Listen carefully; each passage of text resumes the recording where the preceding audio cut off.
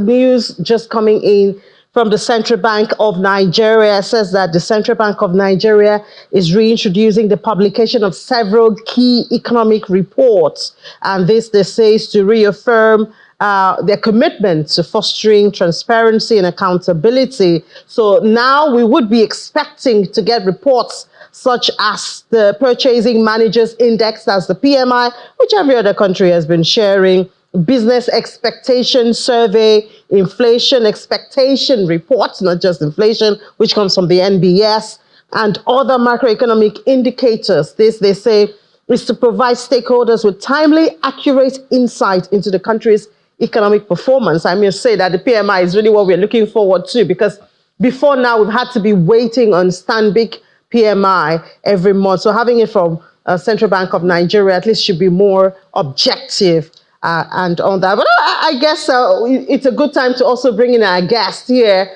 He's an economist and the Chief Executive Officer of Timeline Consult Limited. Mr. Shuaib Idris joins us in the studio. Mr. Idris, good afternoon and thank you for your time. Good afternoon and thank you for having me. Yeah, I just saw this and I mean, I'm kind of excited because we see PMI from other countries, the Western world, even countries like South Africa around here. But in Nigeria, we haven't been getting PMI numbers as well as expectations from the central bank. So we've had to depend mostly on a bank like Stanbic, you know. So I guess this should give it a more holistic look when we get PMI for the country. Well, I think is a good news, is excellent development.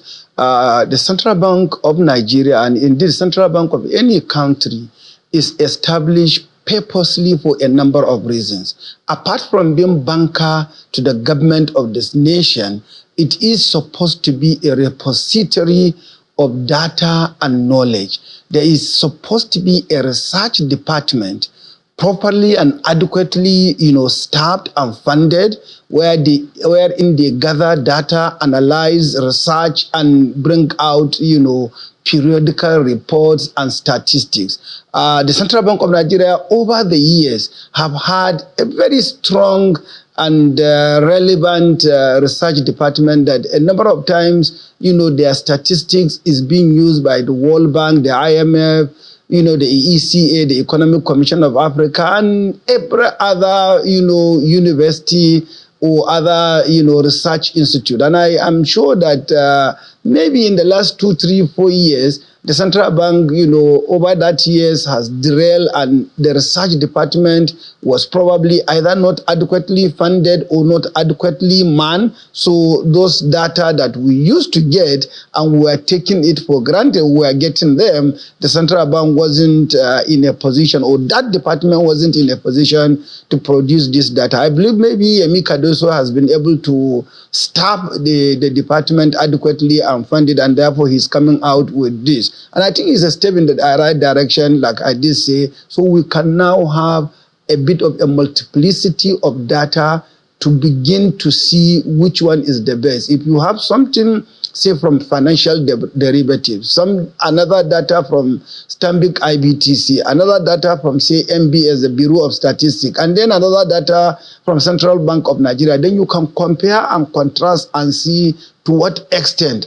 are these data relevant. And I think it's a step in the right direction. I will say kudos to Yemi Cardoso and his team. Yeah, we'll certainly look forward to the release of those numbers. Now we'll have eyes on that. But the other issue that, originally we were supposed to talk about, the issue of regulation. We know that the CPPE recently raised concerns about the burden of regulation on investors and companies. From your perspective, because we know now the government needs money, as always, but there's a responsibility of balancing the revenue and regulation, which mostly comes through taxation and all of that. Where do you assess, where do you see us when it comes to the ease of doing business, balancing the issue of revenue and regulation from the government agencies? I think the starting point should be, what should Nigerian government be doing in trying to address the issue of the revenue deficit? To my mind, there are about 3 or 4 areas the government should, spend a little more time. Number one is blocking the leakages. Mr. President has consistently been talking about blocking the leakages. Our dear brother and my former boss in the banking industry, the finance minister, Olawale Edun, alluded to the fact that they have blocked a number of so-called leakages. But it's the system feeling the action by the government, not so much. Number two, area of wastages. We've been continuously advocating for a reduction in the cost of doing business and cost of governance in Nigeria. Again, Mr. President has come out a number of times to say he intends to implement to the latter the Steve Orosanya report that recommended a merger of a number of federal agencies, ministries, and parastatals. But what are we saying? Instead of reduction, we are seeing even expansion. You ask yourself, do we really need a Niger Delta Development Commission? Do we really need a Northeast Development Commission? Do we really need a Northwestern Development Commission? Isn't that a multiplicity and duplication of the functions of, say, Ministry of Works or this ministry or that ministry? I think that Mr. President need to not just talk the talk, but walk the talk. The third aspect is the issue of, instead of increasing, the rate of taxation, we should try to broaden the tax bracket. Most Nigerians don't pay taxes. Most companies evade and avoid taxes. So we need to make sure that we block those loopholes. Now, once you do that, then the nation can have a larger cake that can then be shared, and then the dividends of democracy can then be given to the people. Now, let's fast forward to the area of ease of doing business. What exactly is the phrase ease of doing business? My own little understanding of it is creating an environment that is relatively simple for any entrepreneur, whether local or international, to come in and start business so that he or she can create employment, render goods and services, or create goods and services that can be sold either locally or internationally, so that the much needed foreign exchange can be earned. Now, when and where an environment or an ecosystem does not make it relatively easy for entry and exit into the environment, particularly in areas of starting business, when you have multiplicity of regulations, or you have institutions that are so amorphous, so complex, nobody will come. We have an adage in the investment parlance: capital is a citizen of any country. It goes where it is most welcome and where it can germinate, grow, and give returns to the owners. Idris, I mean, we have PEBEC, we have a lot of ease of doing business policies everywhere. Talking about tax, we have the Taiwo Udele, the reforms proposed.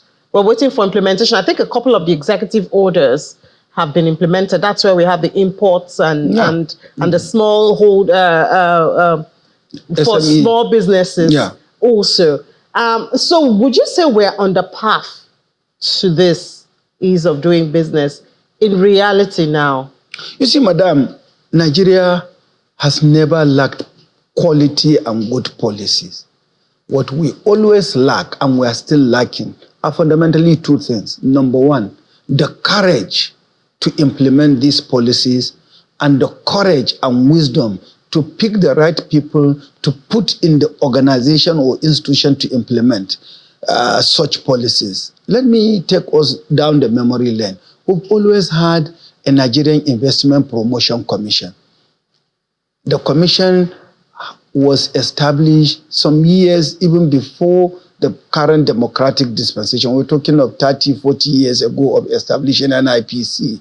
And under President Olusegun Obasanjo's term, 1999 to 2007, we had what we call a one-stop shop, wherein a foreign investor or even a local investor can go to NIPC and get virtually all the regulatory requirements, to start a business. But how efficient, how functional, in fact, not even efficient, how functional is the one-stop shop? To the best of my knowledge, it is just there. Mostly when they started, they were quite good. I can remember when Engineer Mustafa Bello was there, and when one or two other people were there, Alakija, Mrs. Alakija that used to be there, Abraham Adesanya's, late Abraham Adesanya's daughter. They did excellently well, and the one-stop shop was functional. Chinese and Japanese and other nationals were coming in. But down the line, we have lost the steam. So, yes, we have had these policies. Yes, we have had these programs and this intention. But Nigeria, and indeed Nigerians and Nigerian government, lacks the courage to talk the talk and walk the talk. To tell you the truth, when Jumoke Oduole was put into, by President Buhari to handle this ease of doing business, we have had conversation, and I think even in this studio on that subject matter. What they were doing was basically ticking the box. Can you imagine that out of 190 countries that the World Bank assessed on ease of doing business index, do you know where we are? 131st.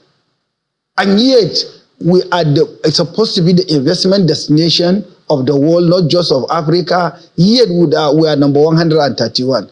I think we Mr. President, and I think the Minister of Industry, Trade and Investment should look at themselves and say, where am I today as a country? Where should I be? Should I be among the first 50? If I'm 131, what do I need to do to gyrate to that level where I want to be? And then let there be a dashboard that is it weekly, is it monthly, is it quarterly, that you should look at and then beat your chest and say, yes, what I set out to do, I'm achieving or I'm not achieving. And if I'm not achieving, why am I not achieving? I think if we don't do that, we will continue to just be a talking shop. So it looks like a lot of questioning, but I think one thing you've said here, saying that leaders seem to lack the courage to walk the talk, I think that kind of stands out because, as you've noted, we have policies everywhere. We've seen it written down, we've heard it spoken, but I guess it's just doing it that's left. A lot of introspective questions that you're posing to the leaders there. Well, thank you so much for your time. We do appreciate your time. Thank you for having me. All right.